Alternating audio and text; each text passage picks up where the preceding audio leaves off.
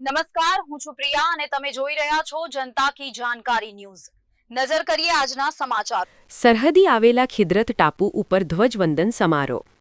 26 જાન્યુઆરી પ્રજાસત્તાક દિન નિમિત્તે કચ્છમાં દરિયાઈ સરહદે આવેલા ખિદ્રત ટાપુ ઉપર ભવ્ય ધ્વજવંદન સમારોહનું આયોજન કરવામાં આવ્યું હતું।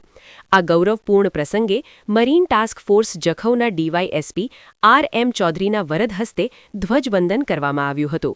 આ કાર્યક્રમથી સરહદી વિસ્તારમાં દેશભક્તિનો માહોલ છવાયો હતો અને આપણા દેશની એકતા, અખંડિતતા તથા સુરક્ષા પ્રત્યે પ્રતિબદ્ધતાનો સંદેશ આપવામાં આવ્યો હતો।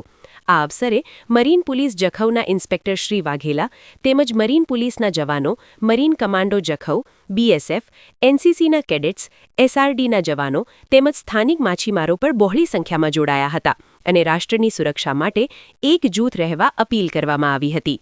સ્ટોરી રમેશભાઈ ભાનુશાલી, નલિયા।